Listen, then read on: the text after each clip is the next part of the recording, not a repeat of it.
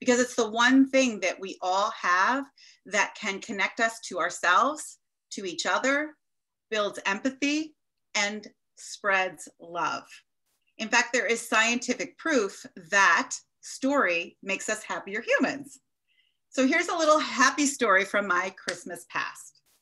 My father was a physician, and his patients loved him.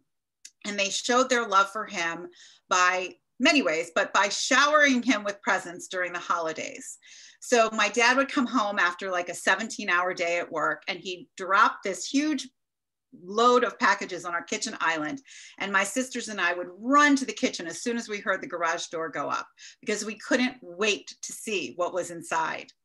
We understood that the gifts were not for us, of course, but that didn't matter. What mattered was that we were gathered together as a family, and the jingle and joy of these presents, this heap of presents, meant that Christmas was underway.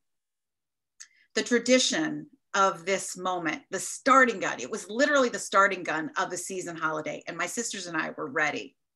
Okay, so there were a lot of shirts and sweaters and ties, but there were also boxes of candy and cookies and ornaments. And sometimes, if we were lucky, there was some electronics. So that was cool. But it was just, it was a given, obviously, that we weren't going to wait until the 25th because we wanted to have this moment right now. Now, 50 years later, it's still the same. Not with my family, but with my new family, my children, and my team that I work with. So I send my Love Speaks team gifts. And I had 2 mothers call me this holiday to say that their kids couldn't wait till the 25th when my gift arrived for them. Now, I don't know, right, Jane? You get it, right? I see your head shaking. I don't know what a 7-year-old needs with Ina Garten's new cookbook, but hey, my sisters and I were pretty excited about the shirts and ties. So I kind of get it. The gift isn't about what's inside the festive wrapping. The gift is, we all know, the story that families create. The gift is always about the story that families are creating. And for our family, we wanted to know, who were these people? What did they mean to my father? And were they going to be okay? Because my dad was a doctor. As the former audience producer for the Oprah Winfrey Show, I had a front row seat to the powerful stories that were told on the show. Brave people like you and me came onto the stage and told their stories. And most of the time, they were really hard stories, stories about divorce or debt or deceit or adultery or addiction. And sometimes, a lot of times, the stories were joyous stories about recovery and redemption and forgiveness. These stories landed on millions of people's hearts, and they landed on mine.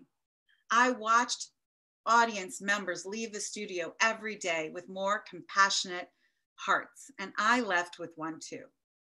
Now, don't get me wrong, meeting Beyonce and giving away cars, that was fun. But it was the regular people like you and me, like Jamie and Cindy and Judy and Amy, and so many of you on the call today, who told their stories bravely. Our stories are never the same. Your story may remind me of a piece of my story, and my story may remind you, right, Cindy, of a piece of yours. Maybe your dad was a doctor, and that's all you needed to take from my story this morning that I shared to make you feel warm and fuzzy. When we connect through our story, we understand each other, and we understand that we are more alike than we are unalike, which is the gift of story.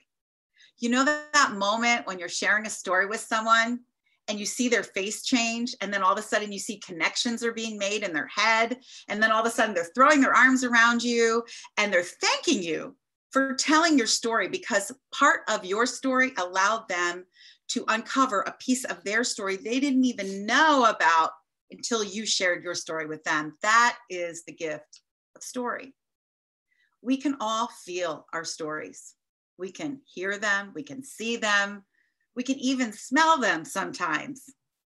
The smell of Oprah's flat iron and hairspray meant that it was show day. And that smell reminded me that we would be transforming people's lives. Every morning that I walked up the marble staircase at Harpo Studios and smelled that beautiful smell, it reminded me of my own story. It reminded me of Oprah's powerful story.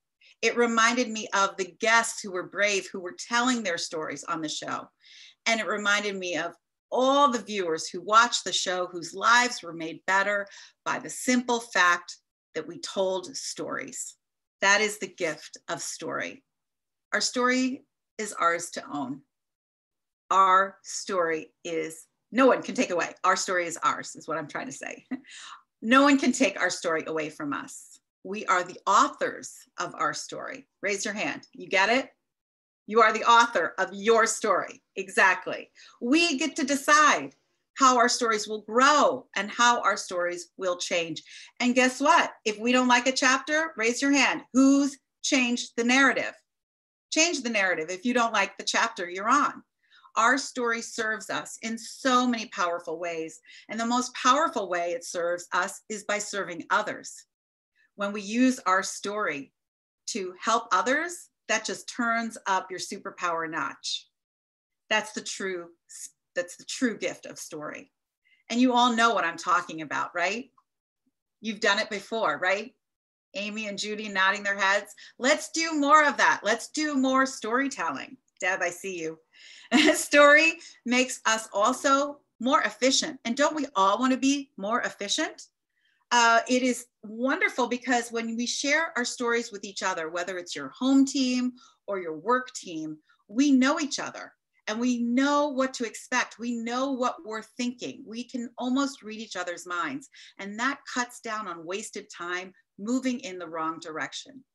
So I really, really want to stress, not only does story make you feel good, it makes us more efficient. And the cool part is of story, it costs us zero, nothing. It's free. So if you are still looking for the perfect gift to get your mother, who has everything, your grandmother, who wants nothing, or your children who want everything, consider the gift of story. Invite your children to sit down. I don't care if they're young or they're old, doesn't matter. Invite them to sit down and tell them your story. Let them ask you questions and let them understand that they're part of your story, but that you had a story long before they were ever born, which is a concept, right? For your parents and grandparents, give them the gift of your time or your friends and ask them to share their story with you. Give them the opportunity to relive experiences that they miss and let that oxytocin, that feel-good hormone, rise in their bloodstream and flow, because you cannot buy that on Amazon or Etsy or Hammacher Schlemmer or Neiman Marcus, right? You can only get that through the free gift of story. I recently stumbled on an Instagram account called Storyworth, and it is a platform that emails you prompts for your stories. You then email them back with your story, and then by the end of a certain time period, they send you a bound book of your stories. A wonderful, wonderful gift of story, Storyworth. Check it out. We all have the power to make people feel good with our story. And we all have the power to make people feel good by offering to listen to their story. Hello, kitty. Saw a kitty walk by. In a world where we don't have control over much, the one thing we do have control over is our story, and that feels good. Now, we all have a story. Some of us tell the story, our story, very well. Some of us don't tell it at all. Some of us could use some help. And most of us, I think all of us can agree on this call today, that we understand the power of our story. For me, believe it or not, I was a very shy child. My nursery school teacher, Mrs. Thompson, told my mother that I would never make a friend because I was so painfully shy. Her label bothered me. I didn't like it, and I was determined not to become something that someone else had decided for me. Now, it didn't happen overnight, but looking back on it now, I can tell you that finding my passion and my purpose, which is my story, at a very young age, helped me feel more sturdy. It helped me own my story. And here is My story. When I was 14 years old, my mother invited me to the taping of the Mike Douglas Show. It was one of the first television talk shows. Raise your hand if you know it. If you're old like me, Mike Douglas, yes. Nowadays, people are like, what's the Oprah Winfrey Show? I'm like, oh God, please. Anyway, so it was one of the first talk shows, and it happened to be filmed in my hometown of Philadelphia. My mom invited me, and we went. And as I sat in the studio audience, I spotted a woman on the set with a clipboard. It was 1976, so this was important. She was wearing a headset, which made her cool. She was holding a clipboard, which made her official, and she was really busy. And I knew in that moment that whatever it was she was doing, I would do it one day too. This ticket to the Mike Douglas Show is literally my ticket to my career. See, April 1976, my career with Oprah Winfrey, literally my ticket. I became the audience producer for the Oprah Winfrey Show. And yes, I had a headset. And yes, I had a clipboard. I would have never had this once in a lifetime opportunity to work for Oprah if my mother hadn't invited me to a television show that would change my life. And if I hadn't said yes to her invitation, which is why I always say, accept invitations from your mother. Tell all your kids that. Don't care what their age is. Thank you, Cindy, for the laugh. As a former TV producer, I was taught that segment one is reserved and the most powerful part of the story. It is reserved for the most powerful part of your story. That is where you start with your segment one, with your lead story. My lead story is the woman with the clipboard. So I ask you, what is your lead story? What is your segment one? Think about that for a moment. Now, I know we all have many starts to our story, but what's that one thing that really gave you your start to your story? It's the moment that everything becomes clear. Now, if something doesn't pop up right away, do not worry. There's nothing wrong with you. I promise you. My kids are like, we don't know our story, Mom, just because you do. Anyway, I would just advise that you sit down and take time to write your story for yourself. Don't worry about a beginning, middle, or end. Just practice the practice of writing, and it will come to you. You will see it. You will write it without even knowing. We all deserve a powerful start to our story. We just have to do the work to find that part of our story. You can't engage with an audience with your story until you've engaged with your most important audience, which is everybody, you, right? You, yes, Marilyn, you are your most important audience, and your story matters. Your story is not boring. Do not use that as an excuse. It is not boring.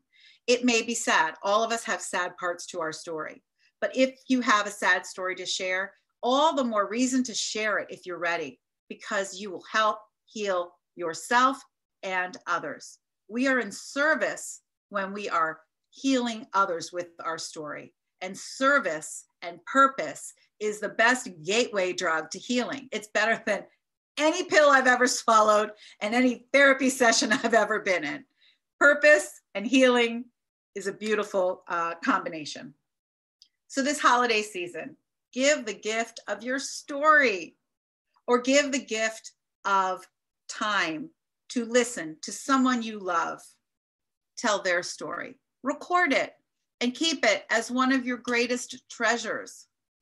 This year has been a year of challenge, right? Challenge. We've all had challenges. Raise your hand, snap your fingers for challenges. But we're here. We're doing it. Challenges always make for powerful stories.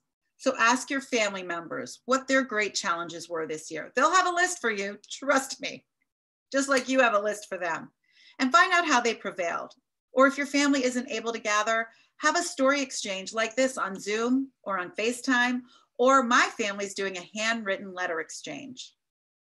Because story is a gift, especially your story. So I invite you to speak, to love your story. Your audience is waiting. Thank you. We, Winnetka Women's Exchange. I'm so grateful to gather here with all of you. I'm not in Chicago, but I feel your feels, and just wishing you all a Merry Christmas, a Happy Hanukkah, Kwanzaa, and a happy and healthy 2021.